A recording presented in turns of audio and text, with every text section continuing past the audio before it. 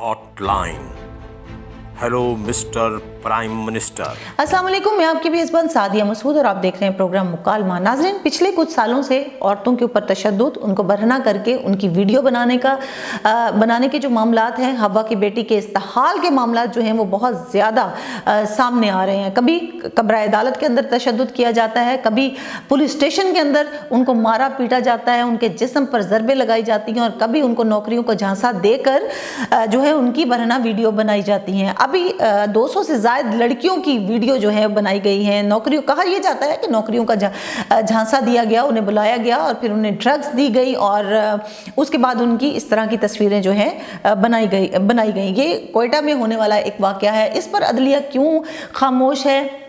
ऐसे लोग जो हैं अपने मंतकी इंजाम तक क्यों नहीं पहुंच पाते? इन तमाम सवालात के जवाब देंगे। हमारे साथ मौजूद हैं सीनियर एंकर पर्सन जुल्फ़िकार राहत साहब। सर, पिछले 2-3 सालों से औरतों के हवाले से बड़ी अजीब सी वीडियोस जो हैं सामने आ रही हैं। कभी उनको अदालत के अंदर उन पर तशद्दुद किया जाता है, कभी थानों में किया जाता है, कभी उन्हें बरहना करके जो है वीडियो बनाई जाती हैं और नौकरियों का झांसा दिया जाता है। अभी हाल ही में बिल्कुल कोयटा के अंदर 200 से ज़्यादा लड़कियों को जो है नौकरी का झांसा दिया गया और उनकी फिर वीडियो बनाकर वायरल की गई।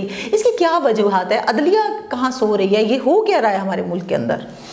देखिए, ये एक अखलाकी गिरावट की इंतहा है कि आप इस लेवल पे चले गए हैं कि आप ख़वातीन को इज़्ज़त देने की बजाय आप उनकी वीडियोस बना रहे हैं, उनको ब्लैकमेल कर रहे हैं, डार्क वेब के ऊपर डाल रहे हैं, वहाँ से डॉलर बना रहे हैं, पैसे बना रहे हैं, उनके अज़ा काट रहे हैं और आप अपनी तस्कीन के लिए और एक नफ्सियाती मरीज़ अगर आप हैं तो उसका सारा गुस्सा आप सिनफ़ नाज़क के ऊपर इस तरह से निकाल रहे हैं।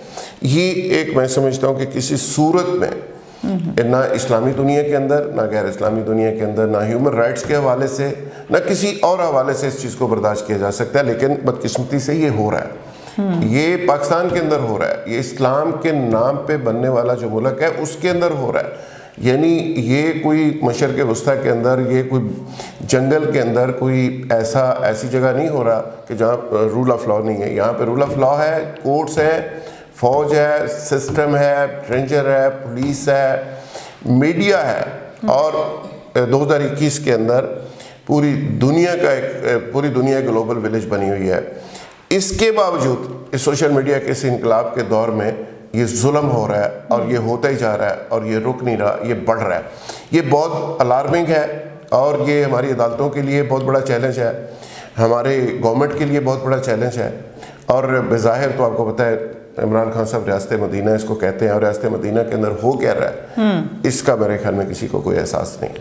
सर, इस तरह की वीडियो बनाने वाले लोग जाहिर है अकेले तो इस तरह का काम नहीं कर सकते, तो फिर इसमें जो है वो पूरा साथ देते हैं, पार्टिसिपेट करते हैं। असरूख रखने वाले लोग, इन पर हाथ क्यों नहीं डाला जाता? जाहिर है ताकत होती है तो लोग फिर इस तरह के काम करते हैं। जिस तरफ आप इशारा कर रहे हैं, जो कोयटा में ये सारा वाक़या हुआ है, ये एक बहुत बड़ा बदनामी ज़माना ड्रग डीलर है हबीबुल्लाह, उसका बेटा है काउंसलर हदायत खिलजी, जिसने ये सारा काम किया। उसकी तस्वीरें आ गई हैं, गाड़ियाँ आ गई हैं, असला आ गया है और ख़वातीन को मारते हुए, तशद्दुद करते हुए, उनके गले में रस्सा डाल के ख़वातीन को खींचते हुए और पाँव उनके मुंह में डालते हुए, इस तरह उनको मारते हुए, ये सारी इतनी गैर इंसानी चीज़ें सामने आ गई हैं।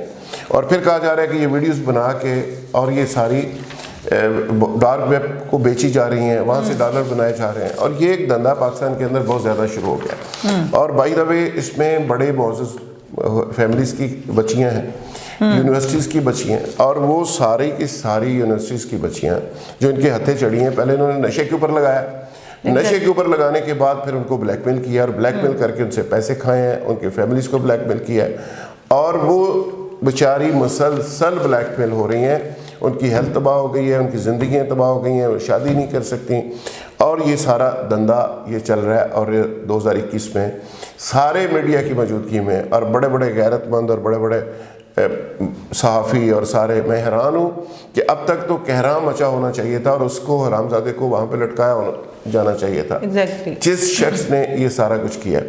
अब इसमें अगर मजमूई तौर पे देखा जाए जो उसको वैसे तो बेज़ाहिर तो कहा जा रहा है कि गिरफ़्तार कर लिया गया, उससे जो वीडियोस बरामद हुई हैं, हज़ारा की लड़कियों की 6 हुई हैं, 221 پشتون لڑکیاں ہیں، 63 بلوچ ہیں اور 22 اردو بولنے والی لڑکیاں شامل ہیں، یعنی یہ 300 سے زائد لڑکیاں بنتی ہیں، اور جس میں یونیورسٹیز کی لڑکیاں زیادہ تر شامل ہیں۔ اور یہ کس طرح یہ کر رہا ہے، یہ شخص اتنا ظلم کر رہا ہے، اور کس طرح ہم سب لوگ خاموش ہیں، کس طرح ہیومن رائٹس کی وہ این جی اوز خاموش ہیں، جو وہ آنٹیاں موم بتی لے کے چھوٹے سے مسئلے میں میدان میں آ جاتی ہیں، آج ساری خاموش ہیں۔ پتہ نہیں وہ بات کیوں نہیں کرتی۔ اب تک تو پوری دنیا میں یقین کریں کہ کسی مہذب معاشرے کے اندر یہ سب کچھ ہوا ہوتا تو اب تک گورنمنٹ کو وقت پڑا ہوتا، گورنمنٹ اس کی جانے کے رسک کے اوپر چلی جاتی ہے کہ گورنمنٹ سے ریزائن لیا جائے یا پرائم منسٹر سے یا سی ایم سے لیا جائے، لیکن یہاں پہ سب کچھ نارمل چل رہا ہے، کوئی پوچھ ہی نہیں رہا۔ کورٹ چھوٹی چھوٹی چیزوں کے اوپر نوٹس لیتی ہے، نسلہ ٹاور کے اوپر نوٹس، فلانے سڑک کے اوپر نوٹس، تو اتنا بڑا ایشو ہے، اس کے اوپر نوٹس لے کے ابھی تک اس کو انجام تک کیوں نہیں پہنچایا گیا؟ میں حیران اس بات پہ۔ ٹھیک ہے سر، یہ جو اس طرح کی مکروہ قسم کا کام کرنے والے لوگ ہیں، آپ کو کیا لگتا ہے سر، یہ کیا دماغی طور پر کوئی سائیکولوجیکلی ڈسٹرب ہیں، کوئی ہیلتھ ایشوز ان کے ہیں، یا پھر پیچھے بہت بڑا مافیا ہے؟ اور اگر مافیا ہے، اگر آپ مافیا کے متعلق بات کر رہے ہیں تو ڈیفینیٹلی این جی اوز بھی جانتے ہیں، ملک کی جو ہے حکومتی سطح پر بھی اس کو ظاہری بات ہے ڈھکی چھپی بات تو نہیں ہوگی، تو ان پر ہاتھ کیوں نہیں ڈالا جا رہا؟ دیکھیں اس کے پیچھے مافیاز بھی ہے، یہ نفسیاتی مریض بھی ہیں، یہ ذہنی مریض بھی ہیں، اور یہ یوز ٹو ہو گئے ہیں عیاشی کے لیے، اور جب ان سے پوچھتا کوئی نہیں، جب ان کو پیچھے سے پکڑتا کوئی نہیں، تو پھر یہ سمجھتے ہیں کہ یار یہ ساری دنیا بس ہماری مرضی ہے، جس کو مرضی ظلم کریں، جس کو مرضی ماریں، جس کو مرضی ٹھڈے ماریں۔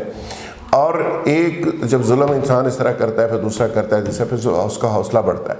کس طرح اسلحے کی نمائش ہوتی ہے، کس طرح اعضاء کاٹے جاتے ہیں، کس طرح خواتین کو رسے گلے میں ڈال کے گمایا جا رہا ہے، پھرایا جا رہا ہے۔ اب دیکھیں یار، رونگٹے کھڑے ہو جاتے ہیں۔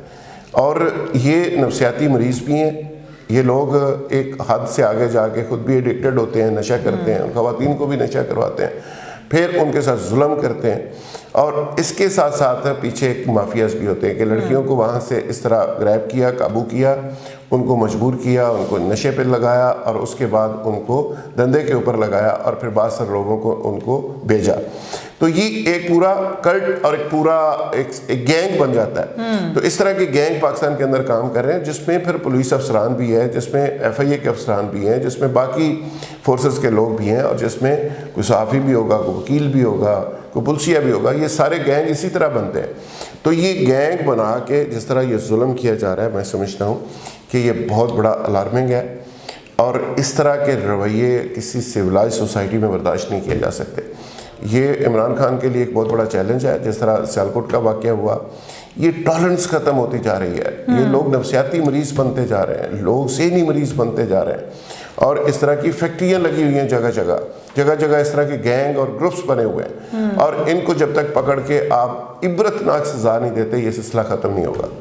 سر، اس کی روک تھام کے لیے کیا ہونا چاہیے؟ کیونکہ ہم ہر بار یہیں پر بیٹھ کے آپ اور میں بات کر رہے ہوتے ہیں، یہ ہو گیا وہ ہو گیا، لیکن کسی پر عمل درآمد نہیں ہوتا۔ ہر بار حوا کی بیٹی کی اسی طریقے سے جو ہے وہ تذلیل کی جاتی ہے۔ دیکھیں، کب تک ہمارا کام ہے آواز بلند کرنا، ہم آواز بلند کر رہے ہیں، میڈیا کا کام ہے اس پہ بات کرنا، لیکن میں سمجھتا ہوں کہ ہمیں اس وقت تک بات کرنی چاہیے، اور سارے میڈیا کو کرنی چاہیے، سارے اینکرز کو کرنی چاہیے، اور ظلم کے خلاف آواز اٹھانی چاہیے، اور اس وقت تک اٹھانی چاہیے جب تک یہ عبرتناک انجام کو نہیں پہنچاتا ہے۔ اور مصیبت یہ ہے کہ حکمرانوں کو اونچا سننے کی عادت ہو گئی ہے۔